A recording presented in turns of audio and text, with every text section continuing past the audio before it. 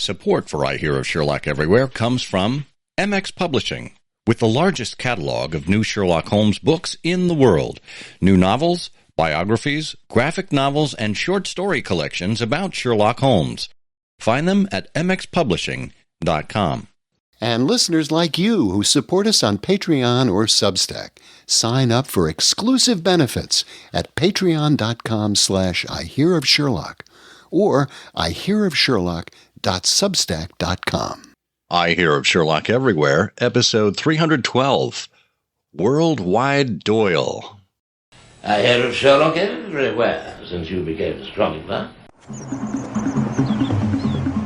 In a world where it's always 1895, it's I Hear of Sherlock Everywhere, a podcast for devotees of Mr. Sherlock Holmes, the world's first unofficial consulting detective.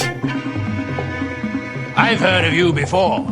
You're Holmes the meddler, Holmes the busybody, Holmes the Scotland Yard Jack in office. The game's afoot as we interview authors, editors, creators, and other prominent Sherlockians on various aspects of the great detective in popular culture. As we go to press, sensational developments have been reported. So join your hosts, Scott Monty and Bert Wolder, as they talk about what's new in the world of Sherlock Holmes. You couldn't have come at a better time! I'm Bill Curtis. This is I Hear of Sherlock Everywhere. Now, here are your hosts, Scott Monty and Bert Wolder. Oh, thank you so much, Bill Curtis, as always. This is I Hear of Sherlock Everywhere, the first podcast for Sherlock Holmes devotees where it's always 1895. I'm Scott Monty. I'm Bert Wolder. And Bert, where in the wide, wide world of sports are you today? I'm right behind the Tiddlywinks competition in Lithuania. I don't know how I got here. I didn't know the Lithuanians tiddled. They wink. Oh, they wink. Okay. That's the interesting part. And they have sort of a rural subculture that comes in and does the tiddling. It's a great sport for cooperation.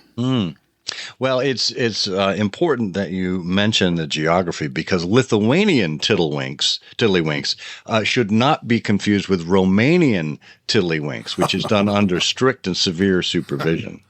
Well, that was confused once, and I think people are still mopping up after the brouhaha there. Brouhaha, by the way, is a great brewery. I don't know if you've had brews, any of yes. if they're IPAs. It's a brewery and comedy club. I don't know if you've been there. It's wonderful. Some of the beer is so bad you have to laugh when you taste it, and that's how it started. Well, it's like folks, folk music. It's like if there was a typo for beer, that's how it would start. We're picking up after the filk music from last episode. That was fun. We, of course, actually, did we talk about filk music in Trifles? Trifles. Yeah.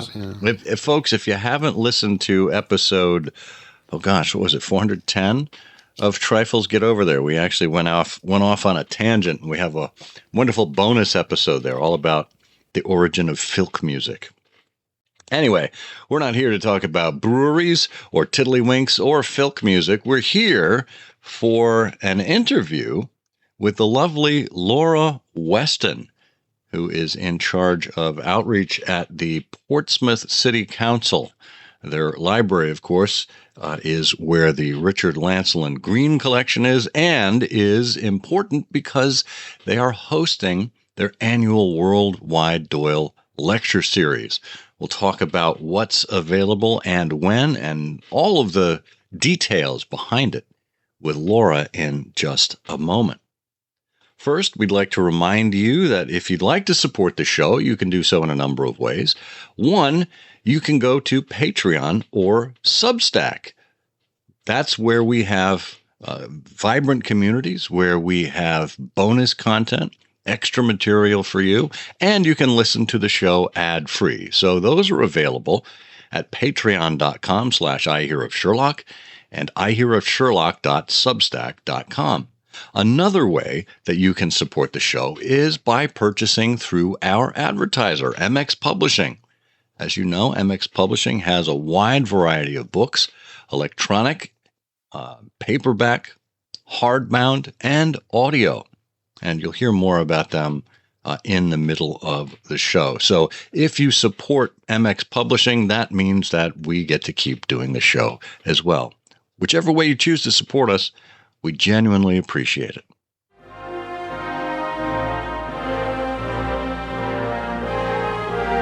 The stately music there of the learned societies. That means it's the portion of our show where we talk about Sherlockian events that are going on across the world, or certainly across the United States. I would imagine that Ron Fish, who runs the Sherlockian calendar, would love to hear from international organizations. If you'd like to have your events added to this, I should say it's probably North American that's in here, North American societies. But internationally, I'm sure he'd love to hear from you when you're meeting and put it on the calendar. And we will be going through the month of July. So, Bert, why don't you start us off with what's going on in July? In July, a actual meeting of people together in a restaurant, July 2nd. It's the monthly Ash Wednesday dinner with the contact Shayna Carter. By the way, when you open like that with "in July," I want you to accent the "in." In July. I would never direct an actor in Shakespeare like that. There's no known way to emphasize in July. Too much directing going on. People are pests. You're pests. And for those of you who don't understand that insider reference, that is the outtakes of the great Orson Welles being directed for some commercial work. Just maybe you could find a clean excerpt there that you can put in. Oh, but nobody wants the clean excerpt. It's the dirty one that people enjoy. Anyway, on July 2nd, there's a virtual meeting happening in, well, it doesn't matter where it's happening. It's online. The Transfixed Correspondence of Phoenix. Lauren Sircone is the contact there. And on the 6th of July, the crew of the bark Lone Star sets sail for a virtual meeting. Contact Steve Mason, also dfw-sherlock.org. On July 12th, a couple of events. The first is an actual physical meeting of the parallel case of St. Louis in, why, it's St. Louis, Missouri. You can contact Rob Nunn there or check out the Parallel Case website. And then on July 12, the Sespudlians of London, Ontario have a virtual meeting, and they have a contact that's mysteriously just known as Sespudlians, but you can see the contact in the URL on Ron's website. I believe that's sespudlians@gmail.com is what that contact goes to. Good. On July 13th in Burien, Washington, the Sound of the Baskervilles are meeting for their John H. Watson picnic. David Haugen is the contact there, and also soundofthebaskervilles.com. What do you think goes on at a John Watson picnic? Well, it's the Sound of the Baskervilles, so it must be lots of screaming, I would think. Maybe.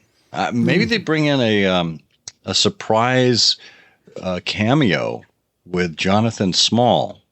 Of course, there'd be a wonderful connection between Watson and Small, because that is the case on which Watson met Mary Morstan, whom he later married. And if you bring in Jonathan Small and pair him up with Dr. Watson, you could have a three-legged race. Oh. Sorry. It'd be nice if the Sound of the Baskervilles had, for the John H. Watson picnic, an annual tradition whereby at the end of the picnic somebody asked for pie, and there wasn't any pie, and somebody else would say, James has it, but he was sent to bed. Or maybe he says, I don't have pie, but I do have brandy. Would anyone like some? Well, then, Highwood, Illinois, on the 16th, the Bespeckled Band has a face-to-face meeting. Brenda Rossini is the contact. And here in Michigan, in Royal Oak, on July 19th, the Ribston Pippins are holding a dinner meeting. Regina Stinson is your contact there. And, of course, ribston-pippins.com. And July 19th, Toronto, Ontario, Canada, the Bootmakers of Toronto have a special event. Thelma Beam can tell you all about it, and there's more at torontobootmakers.com. Ooh, what's the special event, I wonder? Oh, you got to call What makes Thelma. it so special, I guess so. Yeah. It looks like it's the Bata Shoe Museum.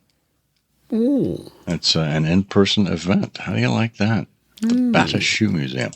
On the 20th, again, the Sound of the Baskervilles. They're having a virtual meeting. David Haugen is your contact there.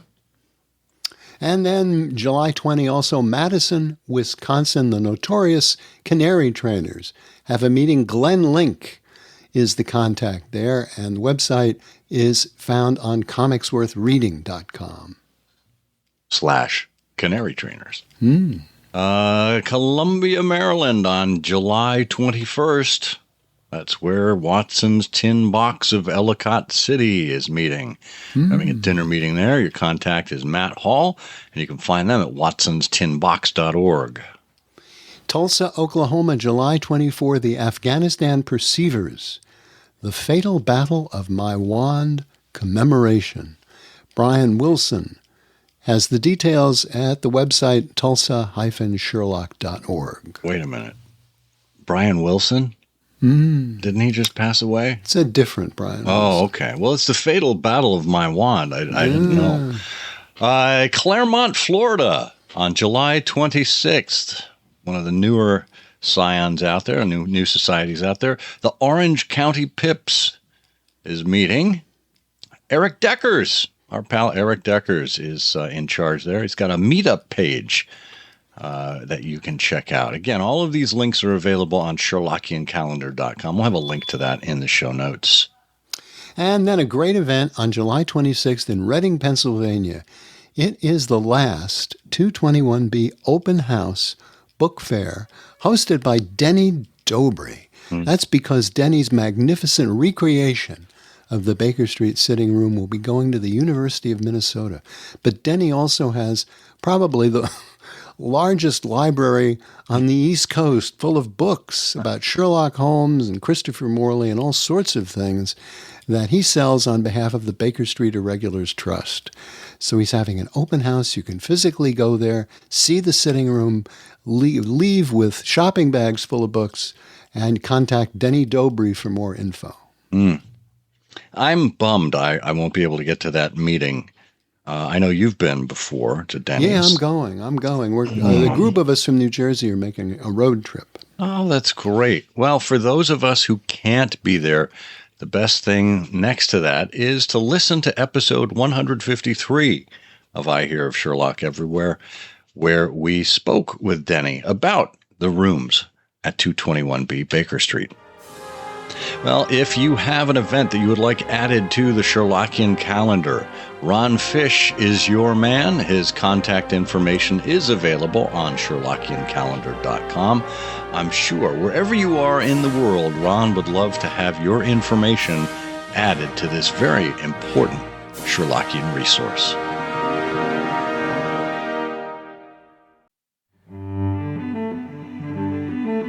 Our friends at MX Publishing are always coming out with new books, and of course we have talked your ear off all about the MX book of new Sherlock Holmes stories and its final volumes, but what we'd like to talk to you about now are 4 new books in 2025. There's Sherlock Holmes and the Adventure of the Black Pharaoh by J.M. Reinbold. Sherlock Holmes Takes the Case, 8 Tales of Mystery and Intrigue by David McGregor. 221B on Her Majesty's Secret Service by Mark D. Ellis, and The Hidden Enquiries of Sherlock Holmes by Arthur Hall. All 4 of these books are exciting adventures in the pastiche style, taking you through various locations and various time settings in the Sherlockian universe. Pick any one of them, pick all 4, it doesn't matter. You're going to have a good time as you read some of these new books that are available from MX Publishing. And just as a reminder, MX offers Audible books as well as paperback and hardbound. and ebooks. So pick your format and get these books in whichever you choose. All available at mxpublishing.com.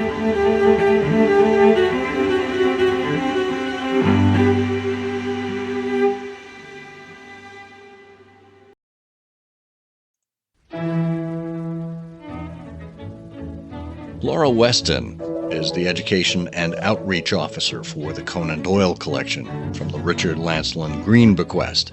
And she's been delivering creative outreach solutions for the past 25 years, working with a wide range of communities across Portsmouth and Hampshire. She started working for the Conan Doyle Collection in 2010 and was hugely overwhelmed by the vast treasure trove collected by Richard Lancelyn Green. But Laura also saw the opportunities and potential to translate the 3,500 objects, 16,000 books, and 40,000 archives to the Portsmouth community.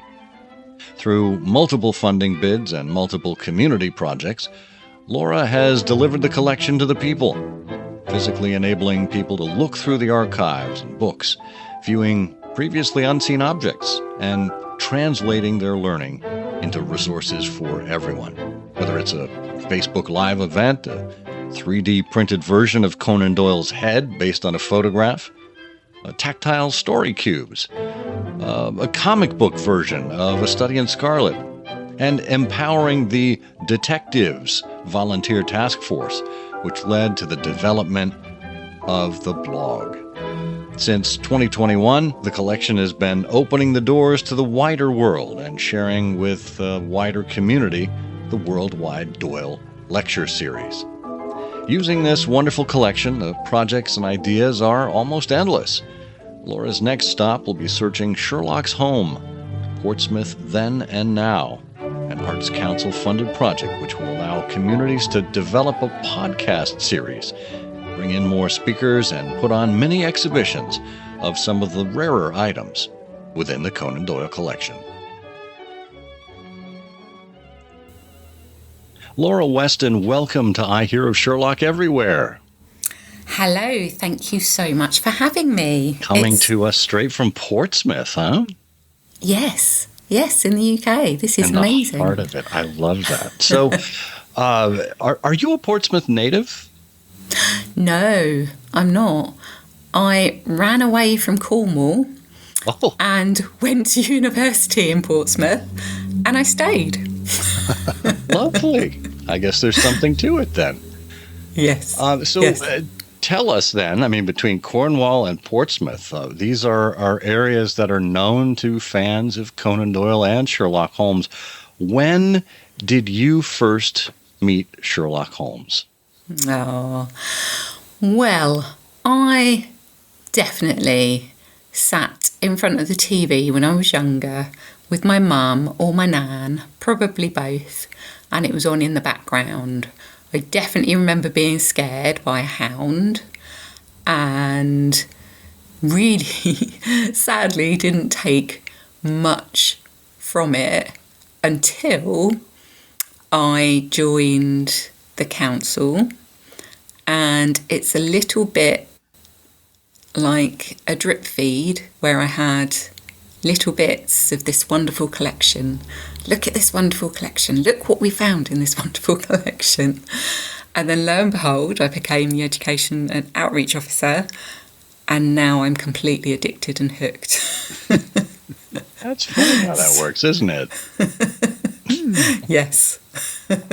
Now, was the gradual fixation, was it due to simply the artifacts? Was it due to interactions with other people who were interested? Tell us about the journey.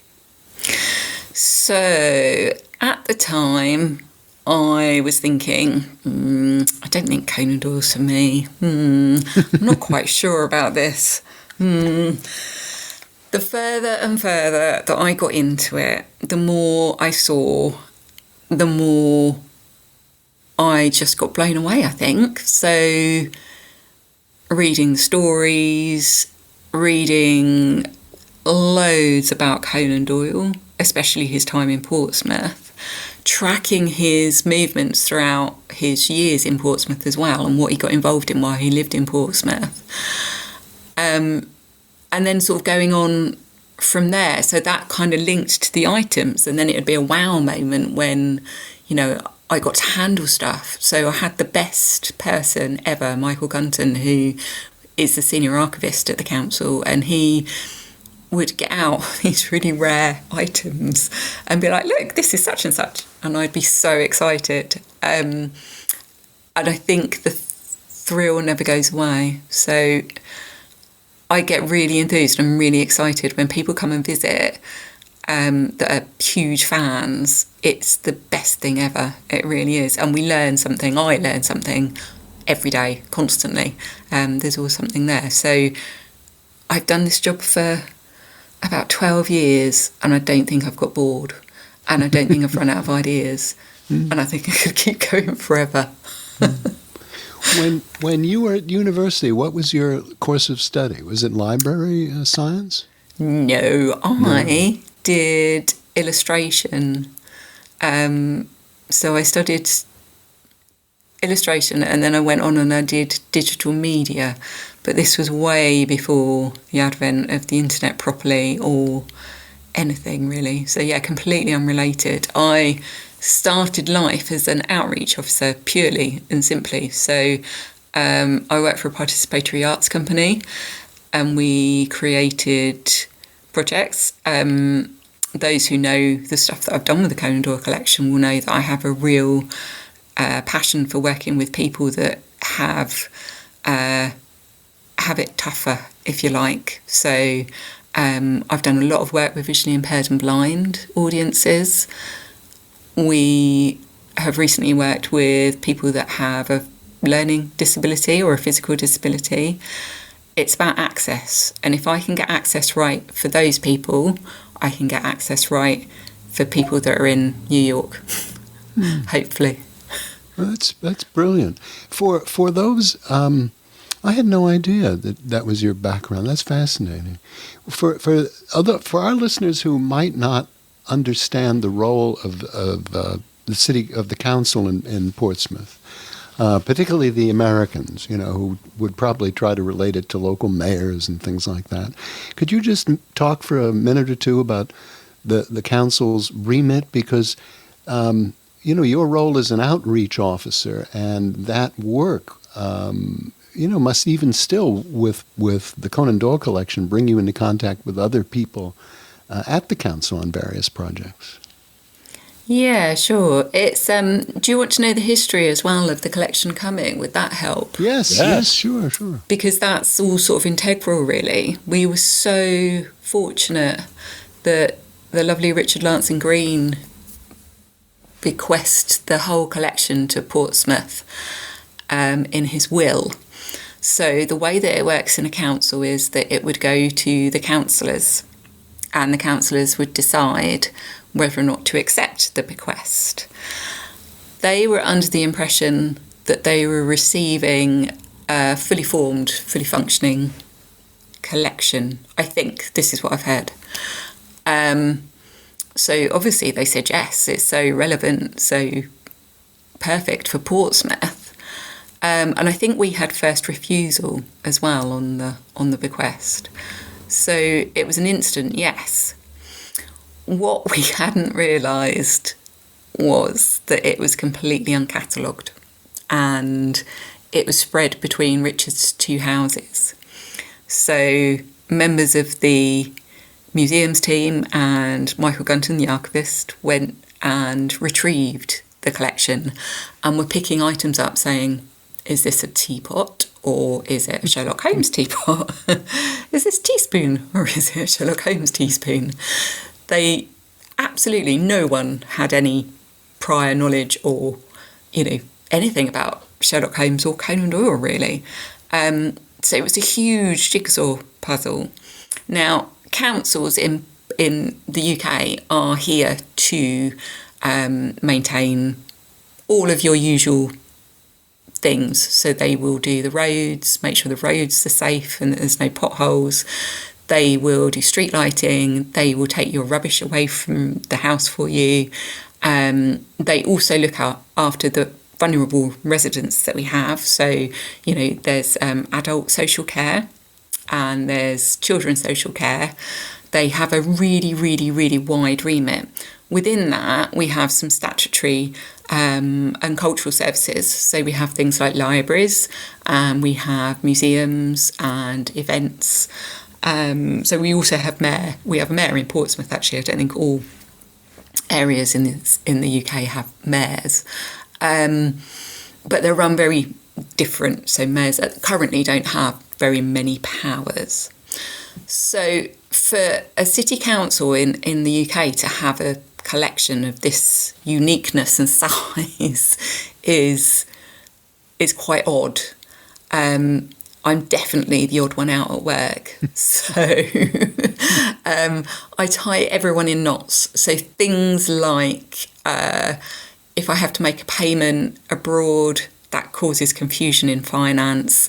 My IT requirements, so most people, save Word documents or whatever, and I'm here saving massive chunky files where I've recorded Worldwide Doyle, or I've had some graphics designed or something like that. So you can see that I'm a little bit odd in this.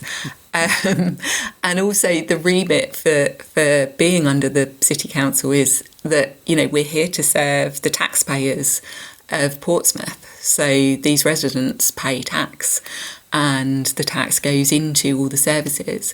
So, we have a remit to give back. And I feel like I'm duty bound to do that. And I do that through a lot of different events. At the same time, if you like, I'm sort of tied to the wonderful thing where we have this international side, which I find absolutely incredible. So I get to talk to people from New York, which just blows me away. So it's a really interesting role. I'm very, very fortunate. And the more I do it, the more I realise how fortunate I am. Yeah. Well, it sounds like a lovely place to live. Will you have us if we decide to relocate? Absolutely. I love it. I'm packed and ready to go. Given the uniqueness of the Richard Lancelyn Green bequest, which became the Conan Doyle Collection at the Portsmouth City Council, how it must place you in a kind of an awkward situation, a unique situation, certainly with your colleagues. Do you think they view you as more of a nuisance or an oddity? Definitely a bit both. I'm the crazy lady that sits. I sit in a lovely office with some lovely people in a library. So I am under libraries. So yeah, I do some really strange things. So we like to have backups with our Worldwide Doyle talks, and I always rope in a member of staff to help. So that's in case my Wi-Fi, we do it from home. So if the Wi-Fi goes down in my house, then someone else can pick it up so we don't lose our audience members or our speakers. And then I get involved. So it's such a lovely place to work. So I get involved in helping them. They're doing the summer reading challenge at the moment in the city, which is encouraging children to read over the summer holidays. We get 6 weeks here, so it's a long time. So I'll go out and do school assemblies for them. So it's a really great thing. And also, so they'll pull me out and I'll get to meet with their groups and do projects with their groups as well. So it works. I am probably the biggest pain in the bottom in the library, hosting events and running around doing crazy things. But but it sounds like the way you were initially kind of sucked into the interest in Conan Doyle and Sherlock Holmes. You are now having that kind of influence, that kind of impact on other people. So who knows what your Pied Piper status there will lead to down the road. I hope so. Oh, I hope so. That would be great, wouldn't it? Yeah. Well, it's so rare. I can't, not that I'm any authority, but I can't think of another city council. I mean, the cities that I know reasonably well in England, I mean, they've got very definitive and special things that, make them special places. But this is a real jewel in the crown for Portsmouth, and it puts Portsmouth on the worldwide stage in connection with someone who, even after all this time, is still a major literary figure. It's incredible, isn't it? Absolutely incredible. And I think the more you do it, the more I've been out, everyone now tells me what they know about Sherlock Holmes and Conan Doyle in Portsmouth. So a lot of the time I don't have to say anything. I'm from the Conan Doyle Collection. Oh, he used to play in goal in Portsmouth. Yes, he did. Well, so we should tell our listeners, if they don't know about Conan Doyle at Portsmouth at a very high level. He graduated medical school around 1881, I think, and around 1882 he moves to Portsmouth, and he was there for 7 or 8 years. And you know more about this than I do, obviously. But while he was there, he played for 3 sports clubs. He got married. He built a medical practice and wrote a lot. And so his time there, including A Study in Scarlet, which he had written, and much else, including Micah Clarke. Would you like to talk a little bit about Conan Doyle in Portsmouth and the impression he made on the community and his role? Oh, yes. He came to Portsmouth in 1882, as you said, and we're a seaside city. So to explain a little bit about the landscape, we have a wonderful seafront. We now have 2 piers. I'm not quite sure when they went in. The one that is further west, which is Clarence Parade, would have steamboats. And Conan Doyle got off there from a steamboat when he first arrived in Portsmouth. He walked up the road, and I'm not sure if he got involved in a fist fight or he saw a fist fight at the first roundabout. Portsmouth is a naval town, deeply, deeply set naval city, and grew from the Victorian era outwards to the packed city that is now. So it's always been a little bit rough and ready. It's lovely, but it is a little bit rough and ready. For Conan Doyle to be involved in, an altercation as soon as he got off, and then he turned around and went, I really like this city. This is really good. So, he had the right attitude and the right mentality. He set up practice. He was obviously writing in between patients. He met his first wife because he was nursing her brother who had meningitis and sadly passed away. So he married Louisa Hawkins. So Jack, her brother, is buried at a cemetery that is literally just down the road from me now. We're just steeped in that history, and I think that's the most wonderful, most important thing, really. We can walk in his footsteps around the city. He went on to write A Study in Scarlet while he was here. He had his brother Innes live, so they lived in a road called Elm Grove. Sadly, the house was bombed in the Second World War, so it doesn't exist anymore, but we do know the exact location of where it was. And in our lovely history centre, we have the maps to show where it would have been. It was a very different city, I think, when he lived here, so it would have been all of the Victorian kind of slums around him. Southsea is always has been and always will be a beautiful nugget of coastline, really. So he spent his life in the Southsea bubble, if you will. Got involved in everything while he was here. So as you said, he got involved in the sports, the Literary and Scientific Society.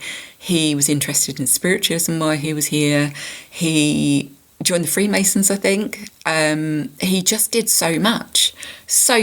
He puts my life to shame, as Bert was discussing in the Worldwide Doyle talk.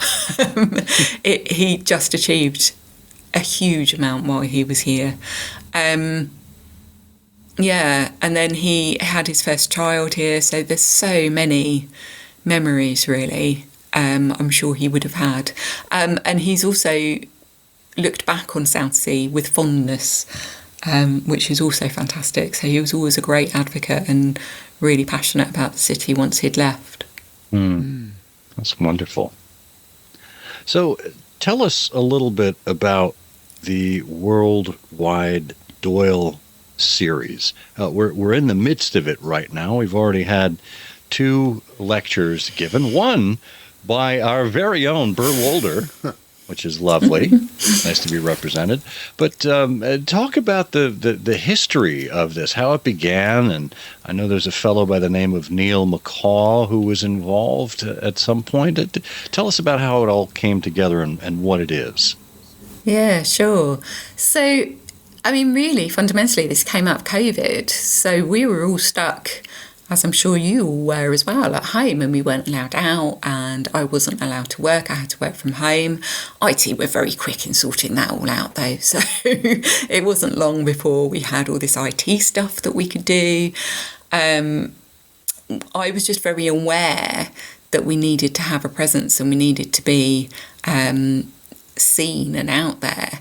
Neil McCaw had been, Professor Neil McCaw, he was instrumental right from the very beginning of the Conan Doyle Collection arriving in Portsmouth in helping to navigate what we had, sorting and working with Michael and the museums team in categorising it and, basically cataloguing it. He had exhibitions produced and was involved in that side. He curated, I think, some of them. He definitely curated You Don't Know Sherlock Yet, which was in Portsmouth Museum. He wrote books on Sherlock Holmes. He was so prolific. Very sadly, he passed away in 2021, I think, which was a huge loss of knowledge for the collection, obviously. So, combine that with being restricted, not being able to go out, we sort of talked about having a lecture series or doing something in his honour to kind of connect a bit more to people around the Conan Doyle collection. And we had an awful lot of visitors, researchers to the collection as well. So people would come, they would find what they were looking for, and either use it in their academic studies or they'd use it to produce books, or we've had film companies, you name it, you can imagine, it's huge. We had absolutely everyone, and nothing was happening with those people, and it was like, well, it'd be really nice to kind of follow up with them and say, what was your outcome? What did you do? Would you do a talk? So that's where it sort of started, really. It was to honour Neil's work, but also to work with the researchers that we'd had in. And there you go. It's been an absolute success. It's the thing that I am most petrified about, but it's the thing that I love the most about my job. And why are you petrified? It's the unknown, I think. So I am talking to people around the world. I'm a very sheltered English girl. I don't think I've particularly been up north. I'm not a fast traveller. To suddenly do something that is so global and so magnificent, I get so truly excited when people message. So the first thing I ask is where people are from. So when you're going through the kerfuffle of everyone logging on and, sort of people getting comfy and turning microphones off and things like that, I say, in the comments box, put where you're from. And it's just incredible, the breadth of the globe, and it just warms me to see the passion and, the people that are out there. And everyone, absolutely everyone I have ever met who is a fan of Sherlock or Doyle has been absolutely wonderful. It's like this most giant community, which is incredible. It's lovely. So how do you go about selecting your lecturers each year. There's what, 4 lectures that are part of each Worldwide Doyle series? There is. I'm very, very haphazard. Generally, I don't know if it's COVID. I don't know if it's just the lack of publicity. To be honest, we've seen a downturn in people visiting. So please come out, everyone, come and visit us in the UK.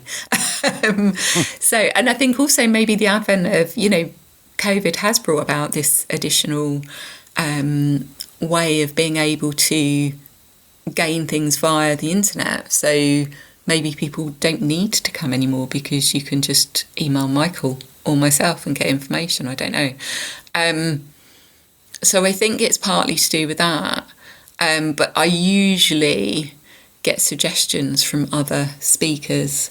And honestly, I have never met such a wonderful bunch of people than every single person I've spoken to. And they will always recommend others. And I think the more I get involved in it, the more I see, then I go, ooh, they're interesting. Ooh, they look good. So there's that as well. So I'm going to turn the tables on our interviewer here, my fellow co-host, Bert. Yes. Tell us about your lecture for the series.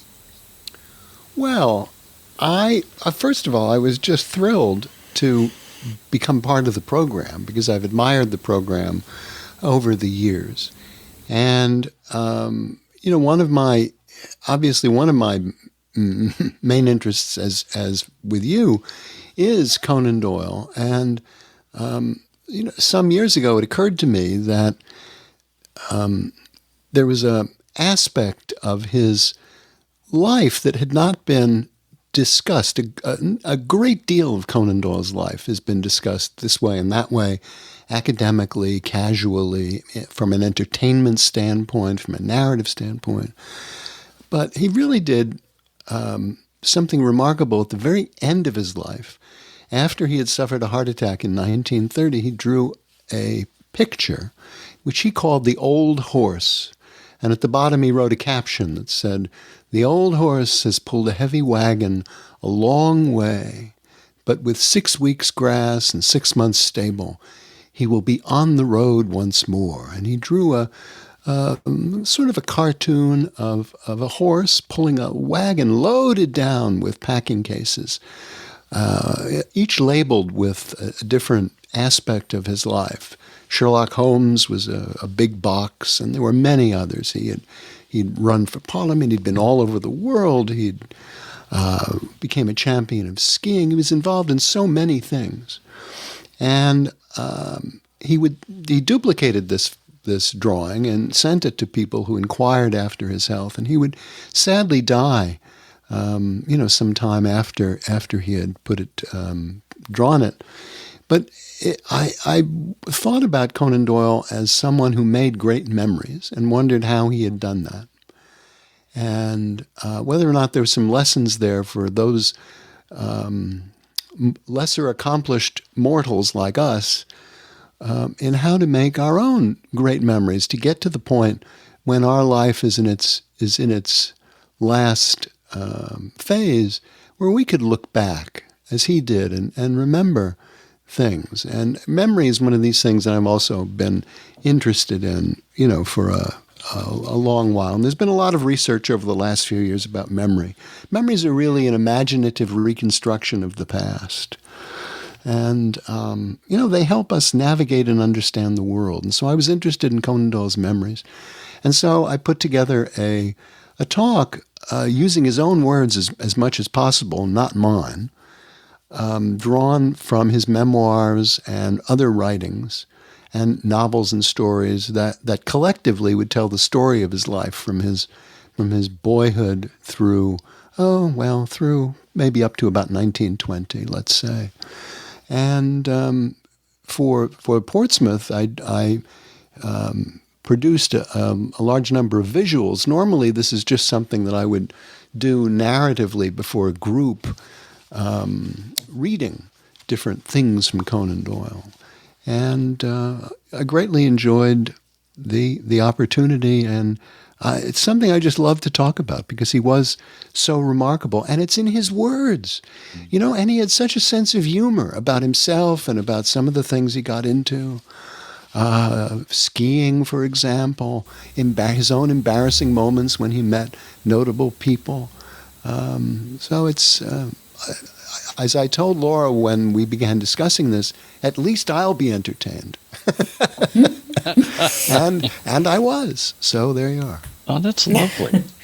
Now, they say that when a person experiences some kind of near-death event, and a heart attack, certainly in 1930, without the same level of medical intervention that we have today, would be considered one of those events. And the world moved slower in 1930 than it does in 2025. So this flash of your life before your eyes is accurately represented as a sketch that Conan Doyle took the time to sit down and write out. But based on what you know of the totality of Conan Doyle's life, in comparison with this old horse sketch, is there anything that he left out that you think should have been included? Well, but see, that's a very interesting question. You really can split your question into two parts. Is there anything he left out? And the second part is that you think should be included. Well, yes, there's an enormous amount of things that he left out. He was a dedicated spiritualist, as Laura said, from his earliest times. Well, not earliest times, but certainly from his adult experience, and let's say. And you can't make too much of his memoirs and things that he wrote himself about his own past, because he did have the feeling, I'm sure, that his mother and his father would be reading over his shoulder, perhaps. And also, it was in the Victorian age when there were things that some people just didn't discuss, So, for example, there was you'll note that his father was an artist and an illustrator from an artistic family, someone who I think had come from London to Scotland because he really couldn't find work in London, and was not a very successful fellow, and had a number of health issues. He became an alcoholic. He was institutionalized. He was absent for a good deal of Conan Doyle's upbringing. Well, Conan Doyle does not get into that at all. He talks about his father briefly and favorably. And there was another male in Conan Doyle's household at the time, was a sort of a paying guest named Dr. Brian Waller, and it's a bit unusual if you just think about Conan Doyle, qua Conan Doyle, with the background that he had from his father and his mother.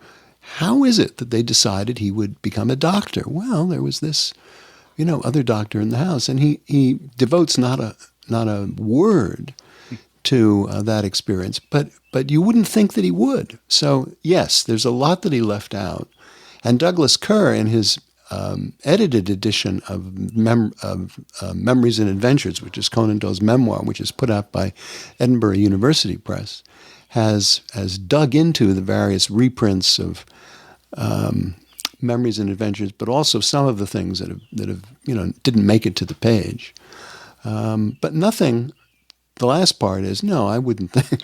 No, I don't think it enriches your understanding of him to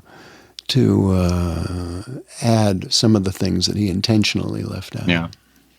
Well, that's good to know. I mean, you're talking about memory, and we get to a certain point in our life, and perhaps we have a different lens on how certain events happened in our life. And of course, Conan Doyle, as a storyteller, he was perfectly positioned to be able to, compose a narrative about his life that he wished, whether it was true or not, or whether that it was true to memory or, true to what actually happened is certainly another thing.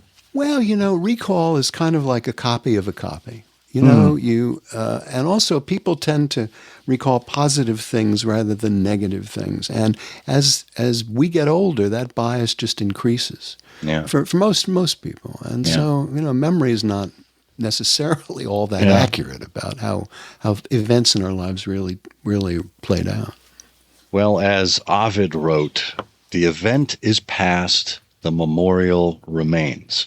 So with that, we are halfway through the Worldwide Doyle lecture series. Laura, tell us about the two remaining lectures that we have to look forward to and how people can register for them. Oh, well, we are in for a treat. And actually, it's very interesting that you said that, Bert, because we have got Sheldon Goldfarb on the 3rd of July, who, I'm doing this back to front, by the way, so this probably isn't easy. Conan Doyle Misquoter. So exactly about memory, I think. This is the 3rd of July, always at 7 o'clock. Tickets are via wegottickets.com. And then you should hopefully get your Zoom meeting attachment that way. So this is going to be really interesting. Did Sir Arthur Conan Doyle get things wrong? There is a whole Sherlockian industry devoted to errors in the Sherlock Holmes stories. But what about when he was writing non-fiction, as in his collection of essays called Through the Magic Door, a collection of charming observations about literature, boxing and Napoleon, in which Conan Doyle recounts a series of anecdotes about Thomas Carlyle, Walter Scott, Oliver Cromwell and himself. Often the anecdotes are wrong, and then there are his quotations. Often they are wrong too. So maybe there's something there that will really complement what you were talking about, Bert. That's lovely. So I have to do this backwards. Sorry about that. That's but okay. Then the 25th of June, we have the lovely Dr. Jonathan Cranfield, Conan Doyle, Marriage and Divorce. Now, this is something that really fascinates me. He was such a man of contradictions. This talk will examine Arthur Conan Doyle's role in the movement for divorce reform in the early 20th century. Doyle was perhaps an unlikely champion for divorce reform, which had historically been the preserve of radical thinkers from the feminist and atheist margins. Yet the unpopular divorce reforms of the 1890s helped to assemble a diverse coalition to argue for the complete reformulation and destigmatisation of marriage dissolution. Another really good one, and something just, I didn't know anything about Conan Doyle being involved in marriage and divorce. So again, something just completely out of the blue for me.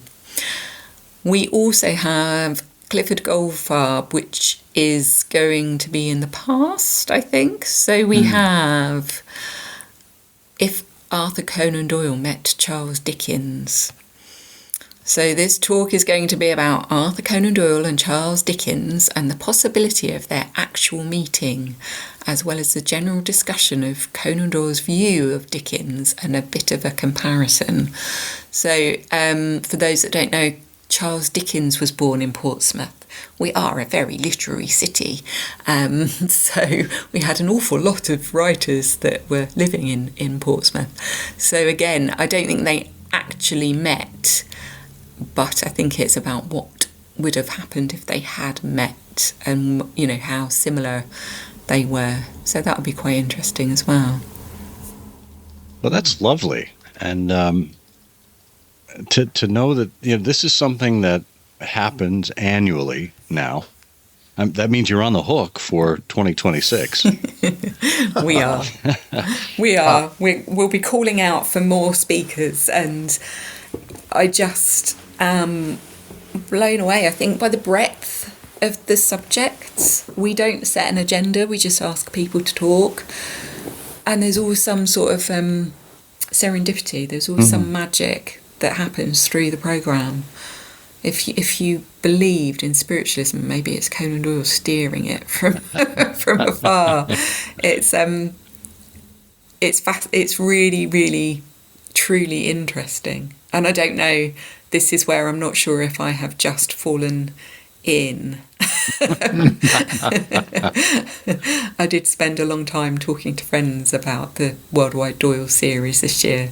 They didn't glaze over, it was great. So I think, you know, that I don't think it is just me that finds it interesting. I think everyone does.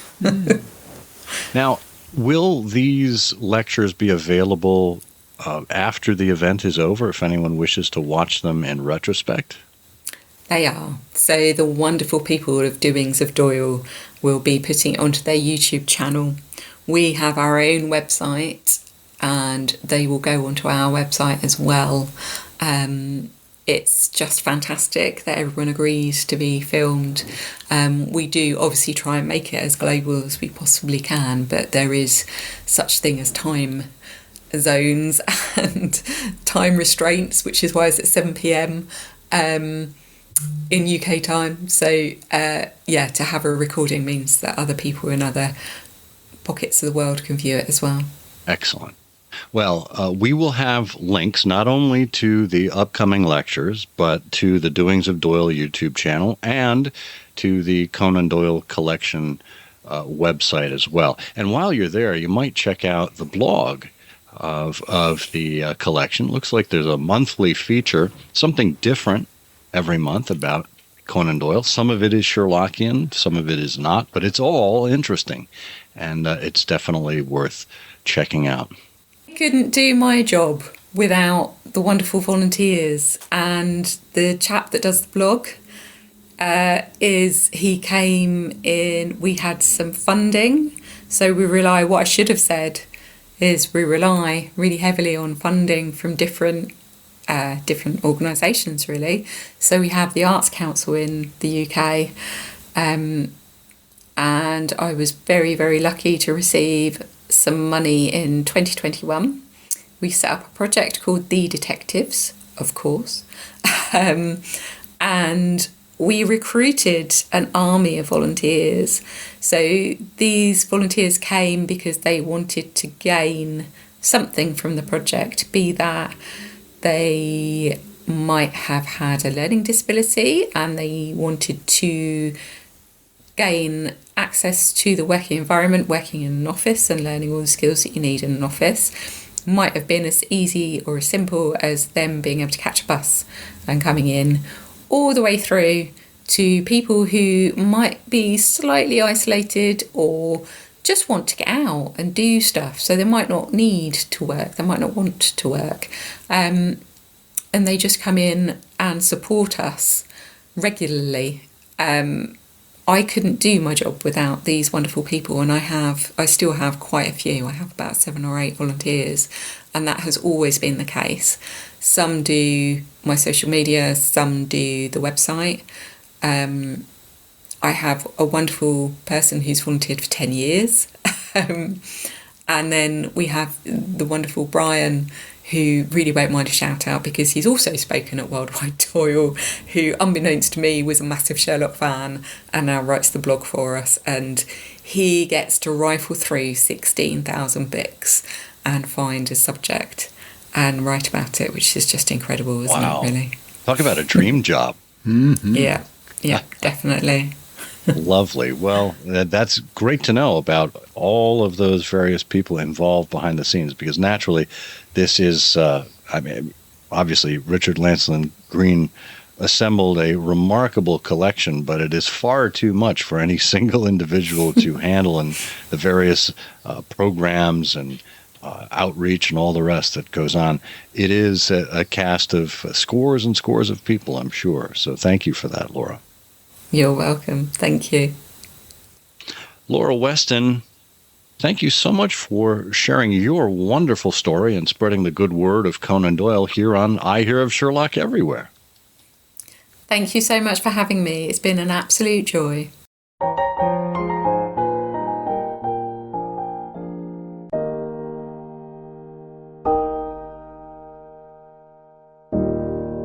What a joy to talk to Laura. I had no idea about the team, first of all, that she has supporting her there, but also about her, unique position in the council, and what her professional specialties are and how important that is in terms of outreach to people. And also, I did want to point out that we got into this a little towards the end in terms of the recordings and so on, but you can find on Portsmouth's YouTube channel, and I think also on the Doings of Doyle website, prior years of these lectures, which are available, I think, at least back to 2023. So you can, our listeners can go back and look at some of the past speakers and enjoy those talks as well. Oh, that's lovely.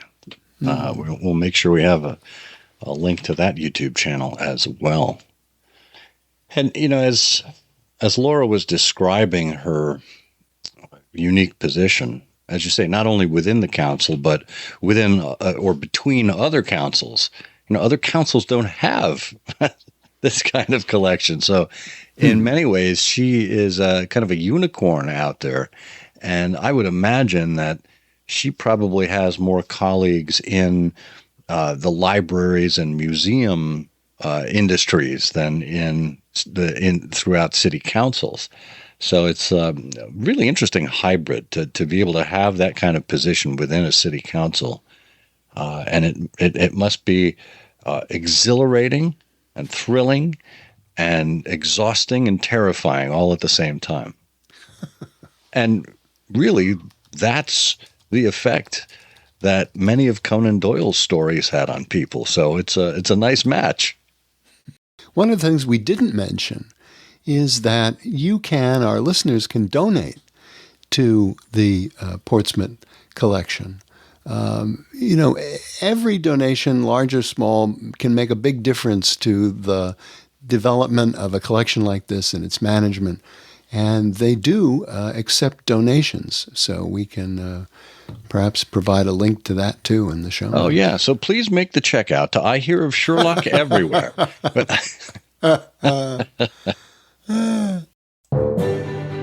It's A Chance of Listening with your correspondent, Madeline Quinones. Hello, everyone.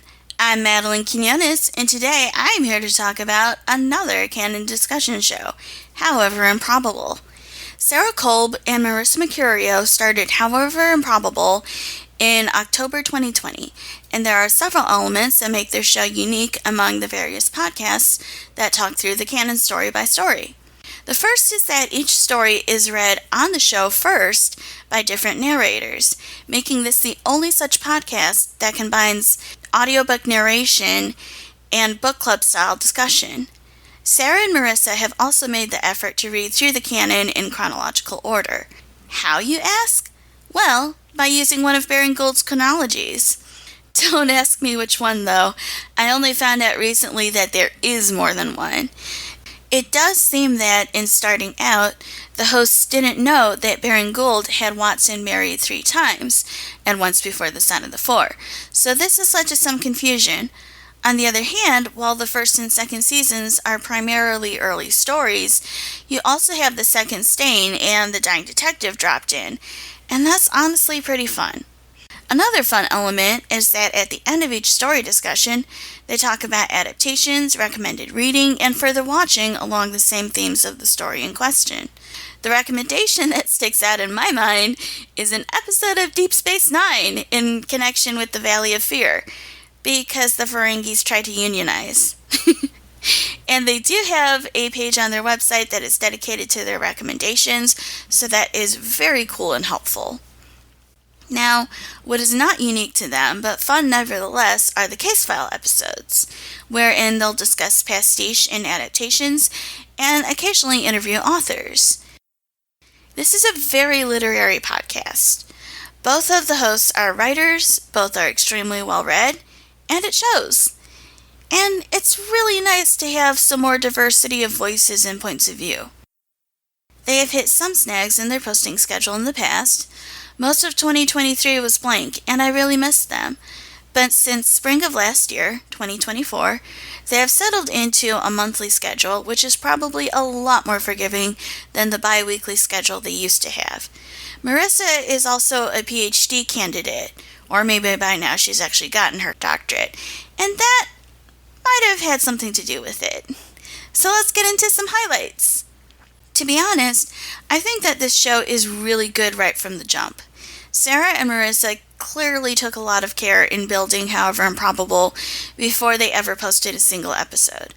I think the discussion of the Speckled Band and the discussion of the Gloria Scott in Season 1 are both really strong episodes and good places to dive in. In terms of case files, there is the book club case file for My Dearest Holmes, which is an interview with author Rose Piercy about her pastiche of that name. That's one of the early pastiches to posit a romantic relationship between Holmes and Watson, and even if that's not your glass of tea, I think it's still worth a listen. This isn't my glass of tea, and it ended up making me want to check out the novel, so there is that. And as for an adaptation case file, the episode on House MD is pretty fun. As of this recording, However Improbable has gotten through nearly half the canon. The other canon discussion podcasts still going are Sherlock from Adler to Amberley and Sherlock Monthly, which are both a little bit further ahead. Due to its schedule, Sherlock Monthly is likely to finish the canon first, even though that's still something like 3 years out. But past that, I am kind of curious as to whether Adler to Amberley or However Improbable will wrap up the canon next. And that's all I've got for now. BTW, for those of you keeping track at home, that's 26 podcasts down and 7 more to go. And I still need to listen more to 2 of those 7, so bye! Well, that's fun. Yeah. I had no idea that However Improbable existed. And bonus, one of the co-hosts lives right here in Michigan. Wow. May need to get her to an amateur mendicant society meeting. That's a great idea. Huh. I couldn't help but have all the feels when Madeline mentioned the rigors of a bi-weekly scheduling process. It is a slog, ladies and gentlemen. No. Yeah. Even the best among us tend to slip up a little bit, but we're back on track here now, and we're delighted to know that there are other podcasts that are doing their part as well.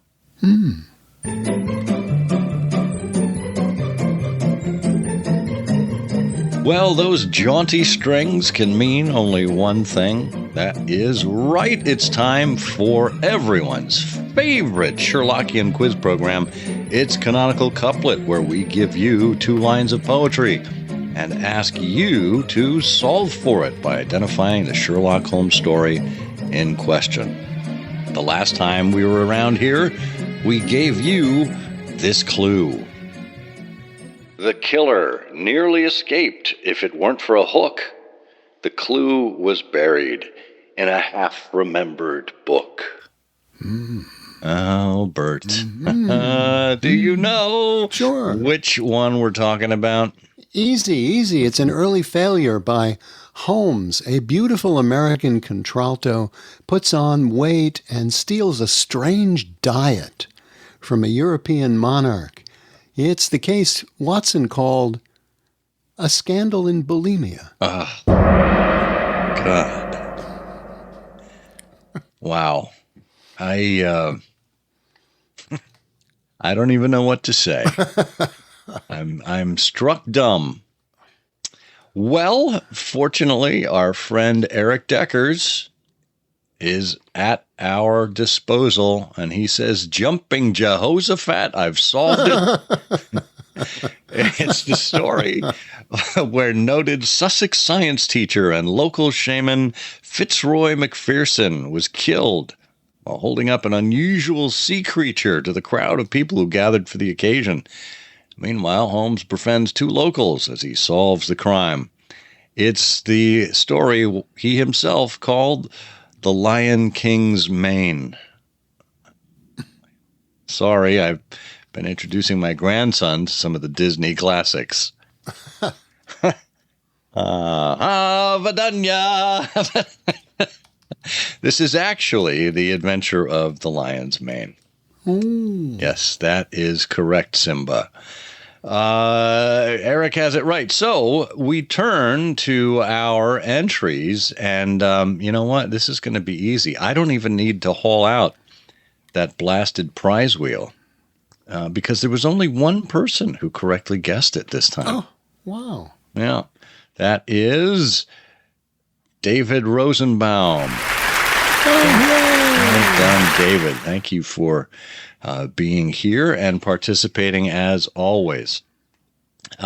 If you'd like to be like David, then it's simple. You just need to answer this episode's canonical couplet, which is coming up.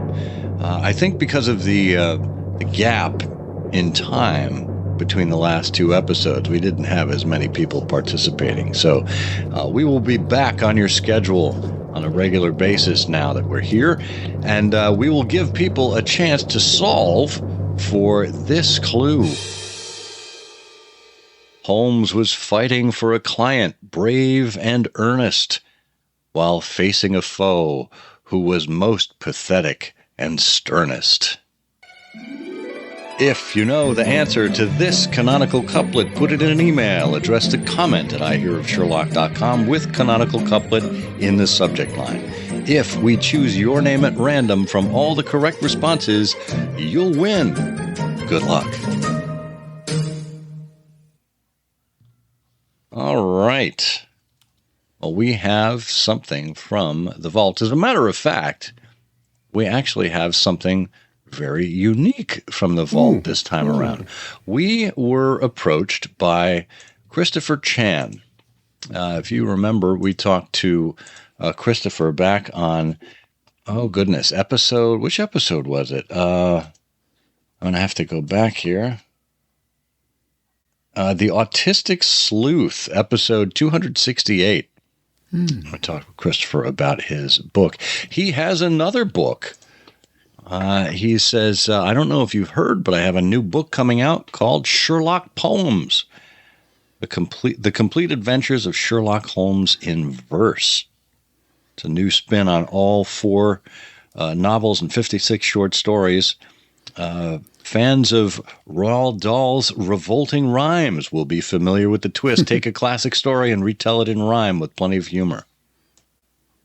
So, Christopher has generously offered a copy of Sherlock Holmes as a giveaway for the canonical couplet. So we will have that as a prize for this episode's winner. Excellent. And just as a sample here, a couple of stanzas from A Study in Scarlet. Dr. John Watson is a man just returned from Afghanistan, a small pension so he won't beg, and he's been wounded in the leg. His wallet is leaking like a sieve. He needs a nice, cheap place to live. John meets his old buddy Stamford. Know an affordable landlord? And on we go. So it looks like a lot of fun. Great. Fun. We need more poetry. We do. Well, the poetry of this episode, I dare to say, is over. Now what? Well, you know what happens once free verse is over, you have to pay for it. That hurts. Very prosaic of you. Yeah. As usual. Yes. Well, this is the nearly poetic Scott Monty. And this is the rhyming couplet known as Burt Wolder. Burt Wolder. Burt Wolder. Burt Wolder. And together we say the games afoot.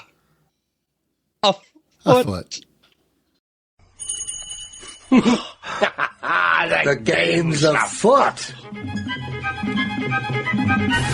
You know, I'm afraid that in the pleasure of this conversation, I'm neglecting business of importance, which awaits me elsewhere.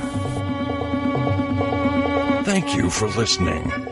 Please be sure to join us again for the next episode of I Hear of Sherlock Everywhere, the first podcast dedicated to Sherlock Holmes.